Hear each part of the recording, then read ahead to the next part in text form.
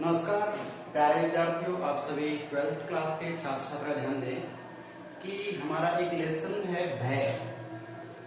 हंस रहे होंगे आप कि भय, पहले लेसन में डर की बात कर रहे हैं। ये 10वें नंबर का है, वैसे ध्यान रखना है। मतलब 1 से लेकर 9 तक तो पद्य रचनाएं हैं, जिसमें हमने 7 पढ़ ली, 2 बाकी हैं। और 10वें नंबर पे अगर गद्य खंड की बात करें तो उसमें पहला जो लेसन है 10वें में पहला, तो ये जो पहला लेसन है भय। अब भय का मतलब डर, जो भी आप समझते हैं है होना चाहिए। अभी कोरोना का चल रहा है और फिर एग्जाम का भी है, ठीक है ना। सभी प्रकार का डर है तो ये तो सताता रहता है, लेकिन डर के आगे हाँ मुझे मालूम है जो भी है अच्छा जानते हैं। चलिए मेरे बच्चों, हंसते मुस्कुराते हुए इस वीडियो को ध्यान से पढ़ना है। इसमें मैं कोई आपको पाठ नहीं लिख के समझा रहा हूँ, केवल पाठ की कुछ बातें हैं जिनको पॉइंट बना के आपके सामने पेश किया है। इन पॉइंट के आधार पे आपको पाठ समझना है। और ये पाठ आपके पास है, गद्य कहानी आप आराम से पढ़ सकते हैं। और मैं बता दूं एक अच्छी बात, इस पाठ को लगभग 2 से 3 बार पढ़ोगे तब जाके समझ में आएगा। इतना सरल है ना। हाँ, ध्यान रखना इस बात का। सरल चीजें जल्दी समझ में नहीं आती है, ध्यान रखना। जैसे मैं सरल हूँ, समझ में नहीं आता, बात हुई। हाँ खैर छोड़िए, आपकी बात ले चलता हूँ आपको। भय लिखने वाले जो लेखक महोदय बहुत उच्च कुल के हैं, उच्च कोटि के। कुल तो क्या, उच्च कोटि के। कैसे? इसको लिखने वाले आचार्य रामचंद्र शुक्ल। रामचंद्र शुक्ल, वो राम नहीं जो सीतापति दशरथ पुत्र है, नहीं, वो तो भगवान हमारे। लेकिन आचार्य रामचंद्र शुक्ल जो हिंदी साहित्य में, हिंदी जगत में जो बात करें, एक सुप्रसिद्ध आलोचक है, विचारक है।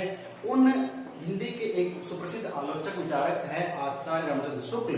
तो ध्यान रखना, 12वीं बोर्ड में 4 नंबर का प्रश्न आता है लेखक और कवि का कवि परिचय लिखने का, ठीक है। उसमें आपको रटना नहीं, समझना होता है। तो बात कर रहे हैं आचार्य रामचंद्र शुक्ल की, जो सुप्रसिद्ध लेखक कवि हैं। इनका एक पाठ हमारे बीच में भय। और भय जो पाठ है, इसमें आपको समझना बहुत जरूरी है कि भय की परिभाषा क्या होती है, साध्य भय क्या होता है, असाध्य भय क्या होता है, आशंका क्या होती है, संभावना क्या होती है। बहुत से प्रश्नों को लेकर इसमें प्रश्न बनने वाले, ठीक है। तो चलिए शुरुआत करते हैं। सबसे पहले बात कर ले, ये मैंने आपको लिखा चुका हूँ जना की, ठीक है। अब बात करें पाठ 7 में, पहला पॉइंट है भय की प्रकृति, भय का स्वरूप, भय की परिभाषा क्या है, ठीक है। तो भय की प्रकृति में स्वभाव होता है कि कैसा दिखता है भय। अभी चल रहा है कोरोना, तो कोरोना दिखता है कैसा, वो टीवी पे दिखा दे गोल गोल चक्कर वाला कांटों वाला, ठीक है, लेकिन किसी ने देखा नहीं। लेकिन क्या है, भय बना हुआ है, डर बना हुआ है, ठीक है। और ये डर 1, 2, 5, 10 दिन का है तो ठीक है, अगर लंबा चल जाए तो भय होता है। डर तो 2-3 दिन का ही होता है, कुछ क्षण का ही होता है, कुछ पल का ही होता है। शेर सामने आ गए, घबरा गए, जान बची, लाखों पाए, कैसे करके बच गए, तो डर दूर है। उसके बाद शेर क्या कुछ भी ऐसे डरते नहीं है, डर निकल गया। लेकिन उसके बाद बाइक चलाना सीखे आपने, जैसे आप क्लिच छोड़े, थोड़ा आगे चले, बस ध्यान नीचे गए और गिर गए, लगी थोड़ी सी, लेकिन गाड़ी चलाने नाम का जो डर था, भय था, दूर हो गया। एक बार फिर प्रयास करेंगे और गाड़ी थोड़ी आगे लग जा रही, और भैया पीछे या कोई बैठे हैं, वो आगे चला चला मैं हूँ, और कुछ देर बाद आप चले गए और कि थोड़ा रोक, मैं बैठा हूँ, चल। भैया उतर गए और आप चलते गए, और बाद में चला कि आप गाड़ी खुद ही चला रहे हैं, आपके दिल दिमाग से डर दूर हो गया है। बोर्ड एग्जाम क्या होता है, 8 तक पता नहीं था, 8 पे दिया, फिर 10 पे दिया, और अब तो आप इतने एक्सपर्ट हो गए कि बोर्ड से डर लगता ही नहीं। इतना पढ़ते बस काम हो जाए, ठीक है ना। मतलब साफ है, कोई भी चीज परमानेंटली बैठ जाती है तो वो भय बन जाती है। केवल इतने अर्थ से काम नहीं चलेगा, और भी कुछ करना है। कैसे? तो आइए जुड़िए मेरे साथ, ध्यान दें कि भय की प्रकृति, परिभाषा, स्वभाव जो है आपको लिख देते हैं। आपदा एक ऐसा शब्द है जिसके बारे में पूर्व अनुमान नहीं होता है कि क्या होने वाला है। अभी मैं वीडियो बना रहा हूँ, अभी कुछ पंखा गिर जाए, कुछ छत गिर जाए तो काम तमाम होता है ना। लेकिन डर के आगे हाँ सही बात, जीत है, विश्वास शक्ति है। ध्यान रखें कि ऐसी कोई दुर्घटना, बुरा होने का जो हमें पूर्व अनुमान नहीं रहता है, जिसके बारे में पूर्व तैयारी नहीं करते कैसा कर सकते हैं, वो होती है आपदा। तो आपदा की भावना, अर्थात बुरे होने की या संकट आने की भावना होती है। भावना हमारी सोच लेते हैं हमेशा कि अगर वहां गए थे, बाइक चलाई तो गिर सकते हैं, या कुछ भी करते हैं, कि डर सब में रहता है। दुख का कारण होता है एक प्रकार के आवेगपूर्ण या स्तंभ कारक मनोविकार को भय कहते हैं। लो साहब लिख दी परिभाषा, कर लीजिए याद। कैसे? ध्यान रखें कि आपदा की भावना, दुख का कारण एक प्रकार, एक तो आपदा की भावना, एक दुख का कारण, ये दोनों क्या होते हैं, एक प्रकार के आवेगपूर्ण या स्तंभ कारक मनोविकार को ही भय कहते हैं। मैंने लिख दिया और आपने हाँ ठीक है याद हो गया। प्यारे बच्चों, हर असहाय चीज को सहारे की जरूरत पड़ती है। ठीक है, आज आप अपने मम्मी पापा के पैसे पे पढ़ाई कर रहे हैं, अच्छा खाना खा रहे हैं, अच्छी शिक्षा प्राप्त कर रहे हैं, तो आप अभी हो सके कमाने के योग्य नहीं मानते अपने आप को, असहाय मान रहे हो और मम्मी पापा के सपोर्ट से आप पढ़ रहे हैं। लेकिन एक टाइम आप अपने पैरों पे खड़े हो जाएंगे, संबल हो जाएंगे, फिर आपके ऊपर मम्मी पापा ने जितना भी दया दृष्टि दिखाई है, प्यार दिखाया, उसका आप बदला चुकाते हैं। अपने मम्मी पापा को अच्छे बंगले में रखते हो, अच्छी गाड़ी में घुमाते हो, अच्छा उनका ट्रीटमेंट करवाते हैं और उनका जो वृद्धावस्था आती है उस समय तक आप उनका बहुत अच्छा ख्याल रखते हैं। तो क्या हो गया, वो आपके ऊपर जो उन्होंने प्रेम दिखाया, आपने उस कर्जे को चुकाया है। ये परिपाटी है, होना भी चाहिए। ठीक है, अब बात यह है कि कौन कितना अच्छा निभाता है, वो तो आप और हम अपने कर्मों पर डिपेंड करते हैं। तो मेरा मतलब ये है कि यहाँ पर परिभाषा लिख दी हो गया काम, ऐसे नहीं, तो सहारे की जरूरत पड़ती है। तो यहाँ लिखी बातों को मैं अपने शब्दों में डिस्क्राइब करूंगा, मुझे लगता है आप समझ जाएंगे कि आपदा यानी कोई बुरे होने की आशंका घटना घटने वाली है, उसको आपदा कह दिया। उसकी भावना हमारे मन में है पहले से, यार मैंने पढ़ाई की तो हल्की पेपर पता नहीं कैसा आएगा, तो पेपर के बारे में अपनी भावना थोड़ी नेगेटिविटी होगी, यार पता नहीं कैसा पेपर होगा, पिछली बार ऐसा होता, उस बार ऐसा होता। हम पेपर को भी क्या एक आपदा के रूप में क्या पता नहीं कैसा होगा, ऐसा दुख, ऐसी अनिष्ट होने की आशंका, डर जो है वो हमारे मन की भावना बन गई है और डरते डरते जाएंगे वो हल्के पेपर कैसा जाएगा, तो डर के चक्कर में गलती आधा तो गलती होगा। या फिर दुख का कारण आपको लगता है कि ये मेरे सामने दुख है, जैसे मान लो बच्चा है, अब बात करें कि उसके घर में मानो एक फोन है, वो फोन पापा मम्मी ले गए, अब उस बेचारे को दुख है बच्चे को कि यार मैं किससे पढ़ूं, ये भी क्या है दुख।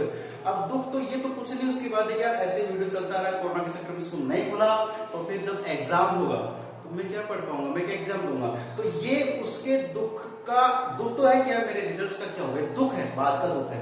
और उस दुख का कारण अभी सोच रहा वो कि यार मेरा क्या होगा, वो जो कारण है वो एक विशेष प्रकार का कारण है, वो क्या आवेगपूर्ण, एक आवेग मतलब एक प्रकार से लगातार चल रहा आवेगपूर्ण है, या फिर वो स्तंभ कारक है, वो हमारे दिल और दिमाग में बैठ गया है कि मेरा क्या होगा, वीडियो में किसी समझ में नहीं आ रहे हैं, मैं काम नहीं कर पा रहा हूँ, याद नहीं हो पा रहा है, और ऐसे में एग्जाम हुई तो मेरे से पीछे वाला जो आगे निकल सकता है, फिर मेरी पढ़ाई क्या होगा, ऐसा आपके दिल दिमाग में एक भय बैठ गया है, एक भावना बैठ गई है।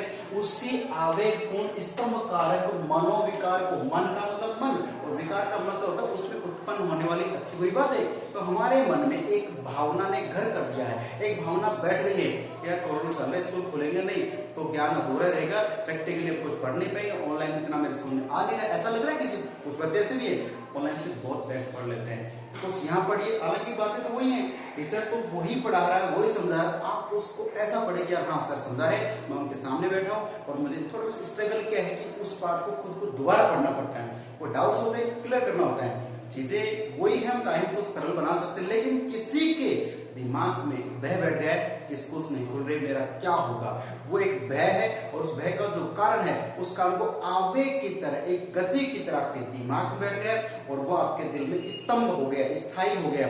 वो स्थायी डर ही क्या है आपका, वो मनोविकार ही आपका भय कहलाएगा। समझ रहे हैं?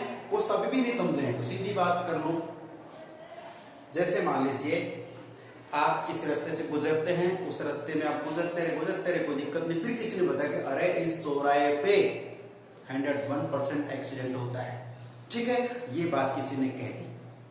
अब आप अगले दिन सब ऐसे आप अगले दिन उसी चौराहे जाते हैं, लेकिन जैसे आप उसने कहा था एक्सीडेंट होता है और आपने उस दिन वहां किसी का एक्सीडेंट देख भी लिया, उसके बाद तो आपकी उल्टी गिनती शुरू, या पता नहीं अपना कब हो जाए, वहां से गुजरेंगे तो धीरे चलेंगे या कुछ ना कुछ, वहां जाते ही आपके दिमाग में एक अनछुआ सा अनजाना सा डर बैठ जाएगा और परमानेंट हो गया, ठीक है।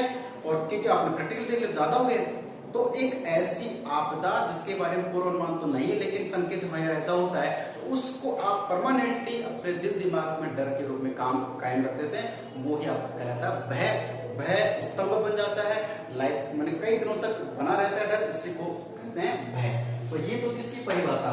अब बात करते हैं, जैसे भय होता है वो क्या होता है, क्रोध का उल्टा होता है, क्रोध का उल्टा कैसे, क्रोध में तो व्यक्ति क्या करता है, जैसे मान लो किसी से आपकी तो मैं हो गई तो आपको क्रोध आएगा, तो आप क्या है कि उसने कहा कि कुछ उल्टा सीधा कहते हैं तो फेल हो जाएगा, तो आप कैसे फेल होगा, तो आप उसे मारते हैं पीट, तो आप क्रोध को तो प्रकट कर सकते हैं, ठीक है। लेकिन भय में तो आपने पेपर दिया, आपको पता है कि कुछ गड़बड़ होने वाला है, तो फिर आपके अंदर अंदर पता नहीं क्या होगा, पता नहीं क्या होगा, पता नहीं क्या होगा। ऐसा में क्या है, आप भय में शांत रह के और परमानेंट कमजोर हो जाएंगे शरीर से। लेकिन क्रोध क्या है, क्रोध प्रकट हो जाता है, तो क्रोध तो प्रकट हो जाता है, और भय क्या है कि अंदर ही अंदर आपको पीड़ा देता रहता है।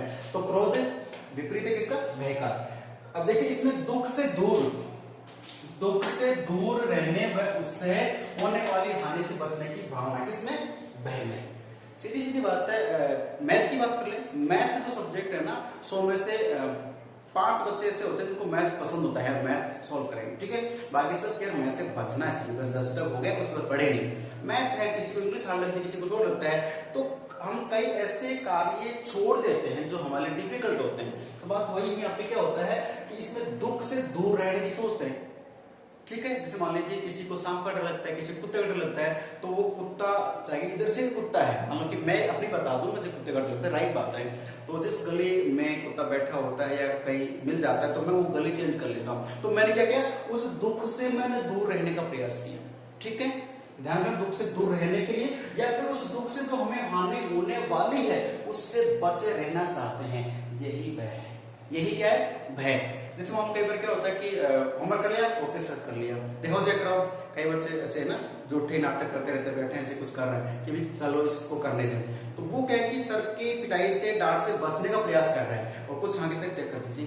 प्रश्न पूछते हैं तो कई बार क्लास में सब साथ बैठे, एक बच्चा किसी में बताऊंगा उससे पूछ रहे, दूसरा सोचते हैं कि मुझे आता तो नहीं लेकिन सर पूछेंगे, तो बस ऐसा ही एक स्पेशल चेहरा बना के ऐसा लग रहा है कि पढ़ रहा है, टीचर उसे पूछते नहीं, ठीक है। कुछ ज्यादा एक्सपर्ट होते हैं, जैसे टीचर मुझसे प्रश्न पूछा कि ये प्रश्न का उत्तर किसका आता है, तुरंत उत्तर कर लेंगे। उसे पता है कि सब लोग अपराध करेंगे, जरूर के अपने पूछे। तो कई प्रकार का एक तरीका होता है कि हम भय से बच जाते हैं। लेकिन अगर बैड लक होता है ना, तो टीचर उसी से पूछ लेते जिसको उत्तर पता नहीं था, अपराध कर रखा था, तो ये तो लगभग चांस होता है, ठीक है। ध्यान रखना जैसा भी आपको लगता है, बट भय की परिभाषा समझने का मतलब ये है कि जो दुख का कारण बनेगा, उस कारण से, उस दुख से बचे रहना भय है, और ये हमारे मन में एक स्तंभ कारक इकाई बन जाता है। समझ रहे इस बात को। आगे उसके बाद देखिए होने वाली हानि से बचने की भावना रखते हैं, ठीक है। चलिए अब सबसे बड़ा एग्जाम्पल कोरोना ले लीजिए। कोरोना जो है, इसमें हमारे मन में क्या है, भय बना हुआ है, राइट, कि भाई कोरोना हो, उसके स्कूल जाए, किसी चीज को टच करें, किसी को कोरोना हो रखा था, उसके संपर्क में आ गए तो हमें भी हो सकता है। और ये बात हम लोग टीचर लोग समझ के घर में पड़े रहते हैं, वीडियो पहुंचा दो तुम्हारे घर पे, नहीं, हिम्मत तो करनी पड़ती है, रिस्क लेना पड़ता है, डर तो हमें भी लगता है, लेकिन आपने कहा ना कि डर के आगे जीत है। वही बात है, हम चाहते हैं कि बच्चों का एक साल खराब नहीं हो, ठीक है। तो इसी वजह से परंपरा चल रही है, रिस्क तो हमें भी लेना पड़ता है, दूर से आते हैं, वीडियो बनाते हैं, काफी रिस्क है। लेकिन भय की बात करें कि कोरोना नाम के जो हमारे मन में, मस्तिष्क में एक डर बन गया कि भाई ऐसा हो जाता है, उसको जान चली जाती है, मर जाता है इंसान, तो मरने का क्या है हमारे मन में, दुख है, डर है। और डर कैसा है कि वो स्तंभ कारक के रूप में मन में बैठ गया कि कोरोना एक घातक बीमारी है, जिसको हो गया उसकी तो कोरोना, कोई रोने वाला नहीं है, कोरोना कोई रोने वाला नहीं है। क्यों? क्योंकि एक हो गया सबको के घर में, और जिसके पे पूरा समाप्त हो जाता है। ये क्या हो गया, एक आपदा है जिसका हम निवारण नहीं कर पा रहे हैं, वो आपदा हमारे दुख का कारण है, उस दुख के कारण के चक्कर में हमारे मन में क्या हो गया, एक डर बैठ गया। डर भी कैसा, स्तंभ कारक, परमानेंट हो गया। नहीं तो आज अक्टूबर की 2 हो गई है, क्या होना चाहिए था, स्कूल खुलने चाहिए थे, नहीं ना। लेकिन क्या हमें तो क्या बड़े बड़े जो स्कूल की मान्यता यानी कि मैनेजमेंट है, उनके भी स्तंभ कारक रूप में भय बैठा हुआ कि बच्चे स्कूल आए, कुछ हो गया तो क्या होगा। माँ बाप को भी डर है कि अगर बच्चों को कोरोना हो गया तो क्या होगा, तो क्या होगा। उस तो क्या हो गया चक्कर में क्या हो रहा है, बहुत कुछ हो रहा है ना। तो वो भय बैठ गया दिल दिमाग में, और वो कब निकलेगा पता ही नहीं, ठीक है। तो इसमें क्या है कि उस कोरोना ना हो, उस हानि से बचने के लिए हम चुपचाप बैठे हैं, उस दुख से, उस डर से दूर रहते हैं, वही क्या है, भय है। समझ चुके हो, इससे बेटर एग्जांपल नहीं हो सकता, इस बात का ध्यान रखना। डर तो सबको लगता है, खैर छोड़िए। अब बात करते हैं कि भय के भेद, भय के भेद। अब भय के भेद कितने प्रकार के हैं? 2 प्रकार। कौन कौन से? देखिए, एक तो साध्य और एक है असाध्य। मैंने इसका कोई ज्यादा वर्णन नहीं किया है क्योंकि सीधी सीधी बात आप समझ सकते हैं। साध्य का मतलब जिसको साध सके, जिसका ट्रीटमेंट कर सके, जिसको सॉल्व कर सके, वो तो क्या है? साध्य। असाध्य जिसको आप साध नहीं सकते, जिसको आप रोक नहीं सकते, जिस समस्या का समाधान नहीं ढूंढ सकते, वो असाध्य है। बात कर ले, भय साध्य है कि असाध्य? बिल्कुल दोनों प्रकार का है। अगर जैसे मान लीजिए आपके सामने कोई संकट आ गया, कोई समस्या आ गई और आप उसको साध सकते हैं, उसका सामना कर सकते हैं, उसके लिए ट्रीटमेंट खोज सकते हैं, तो आपके लिए भय क्या हो गया? साध्य है। और जिस भय या डर का आप सामना नहीं कर सकते, उसका समाधान नहीं ढूंढ सकते, उससे बच नहीं सकते, तो क्या होगा? वो असाध्य हो। सीधी सीधी बात है। तो कोरोना असाध्य के साध्य, अब फैसला आप कर लीजिएगा, बात यही है। खैर छोड़िए। तो साध्य और असाध्य भय के 2 रूप होंगे। इसका आप बहुत बड़ा एक प्रश्न आएगा बोर्ड में डेफिनेटली कि भय साध्य है या असाध्य, अपने विचार प्रकट करें। तो आप बता सकते हैं कि साध्य और असाध्य। अच्छा, इसमें भी देखो व्यक्तियों का एक प्रश्न आएगा कि सभ्य और असभ्य। सभ्य व्यक्तियों को भय कितना लगता है, असभ्य कितना लगता है। पाठ में एक अपनी लाइन दे रखी है कि आप सुबह उठे, एक पंडित जी घर आए और पंडित जी ने आते ही आपको देख, अरे आज शाम तक आपके हाथ पैर टूट जाएंगे, ये कह दिया। लो साहब, अब पंडित जी तो बोल के निकल ही चले गए और आप मम्मी पापा, अरे बेटा तू ऐसे कर, घर में बैठा रहे, सुरक्षित बैठा रहे, कहीं आना जाना बंद कर। क्यों? पंडित जी ने कहते कि इसकी कुंडली में, इसकी राशि में लिखा कि आज शाम तक इसके हाथ पैर टूट जाएंगे। तो ये एक प्रकार का मनोविकार हो गया हमारे दिमाग में, स्तंभ कार्य बढ़ गया कि शाम तक मेरा तो दिन खराब। आज कुछ लोग राशि पढ़ते हैं, राशि पढ़ने के बाद लिखा है कि वाहन ना चलाएं, दूसरों घर ना जाएं, पैसा खर्च ना करें, तो वो एक अनछुआ सा डर बना रहता है। उसी का नाम है भय, जो हमारे मन में एक विकार उत्पन्न कर देता है। उसके चलते हम कुछ सही कार्य भी गलत कर बैठते हैं। तो भय आप समझ चुके हैं, साध्य असाध्य 2 प्रकार का होता है। जिस भय का, जिस समस्या का आप समाधान ढूंढ लेते हैं, वो साध्य है। जिसका आप समाधान नहीं ढूंढ पाते, वो असाध्य है। समझ चुके हैं। एक सभ्य व्यक्ति होता है, एक असभ्य। ठीक है, सभ्य क्या करता है? उस भय से पहले लड़ता है, हिम्मत दिखाता है, अंत समय तक उससे लड़ता रहता है और लगभग जीत भी जाता है। और कुछ असभ्य होते हैं जो भय के नाम से डरते हैं। समझ रहे बात को? ध्यान रखना है। चलिए आगे देखते हैं। जो भय है, भय एवं कायरता। भय और कायरता एक के 2 है। देखते हैं, भय यदि स्वभावगत हो जाता है, स्वभावगत हो जाता है, तो वो बन जाता है कायरता। क्या बन जाता है? कायरता। जैसे आपने देखा होगा, जैसे महिला वर्ग होता है, हमारी माँ, बहन, चाची, ताई होती है, ये लोग क्या करते हैं कि कमरे में गए, अब जैसे कमरे में कुछ कपड़े वपड़े उठा रहे हैं, वहां पे क्या होता है कि कॉकरोच। अब ये कॉकरोच तो आप जानते हैं, कॉकरोच देखा नहीं कि महिला डरती हुई भागे से दूर भागती, चिल्लाती है, कुछ भी करती है। फिर घर में बेटा, भाई, पति, कोई न कोई होता है, वो क्या है? चिल्लाते हैं। अब वो देखते जाके कॉकरोच तो उठा के, तो गांव के लोग सटकते मारते हुए तुरंत, और सीटी के तो उसको झाड़ू से वैसे साइड में करते। हाँ, कुछ मर्द पुरुष लोग भी होते हैं, कॉकरोच से वो भी साइड में हो जाते हैं, डर लगता है उनको। ध्यान रखें कि जो बात कर रहे हैं कायरता भय की, तो इसमें मैंने एग्जांपल दिया कॉकरोच, महिला, पुरुष। अब ध्यान सुनना, महिला वर्ग होता है वो डरता है कॉकरोच से, छिपकली से, किसी और से डरते हैं। हाँ, कुछ महिलाएं दबंग भी होती है, कॉकरोच छिपकली का डर ही नहीं लगता है। हाँ, पुरुष को भय लगता है। तो ये आप प्रैक्टिकली देख सकते हैं कैसे कितना संभव है। तो बात कर रहे हैं कि भय के भेद तो 2 प्रकार के हो गए, भय और कायरता। तो भय है वो स्वभावगत हो गया, परमानेंट बैठ गया, वो तो होती है कायरता। अब कायरता मनुष्य की गहना तो नहीं कह सकते।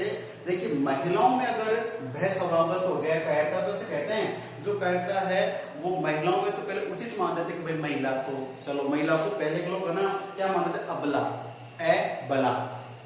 तो महिला को अबला मान लिया है।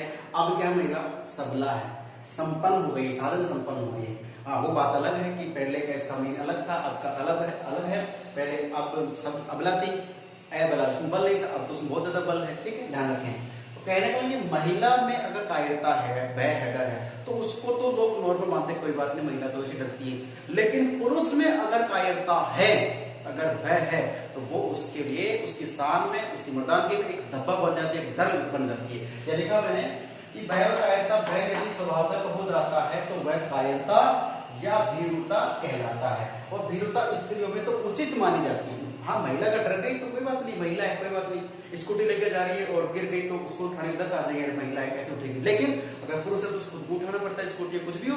तो कह रहे हैं पुरुष को थोड़ा सा समाज में भीरुता अगर उसमें है, डर उसमें है, तो उसे कायर माना जाता है। हाँ, महिला का तो चलो गलती माफ कर देते हैं, इस बात को जानते हैं। चलिए, इस तरह मस्जिद में पुरुषों में भारी दोष है कि पुरुष अगर कायर है तो उसके बहुत बड़ा दोष, उसकी कमी है। पुरुषों में केवल धर्म भीरुता की प्रशंसा की जाती है। पुरुष को डरना चाहिए बस एक धर्म भीरुता। अब धर्म का मतलब आपके हिंदू मुस्लिम सिख ईसाई मत नहीं आना, तो धर्म का मतलब है कि पुरुष जो होता है वो नीतिगत कार्य करे तो ठीक है, और उसे डरना कैसे, धर्म भीरुता कि उसका जो धर्म, पुरुष का धर्म होता है सच्चाई के राह पे चलना, प्रत्येक व्यक्ति की सहायता करना और कभी गलत नहीं करना।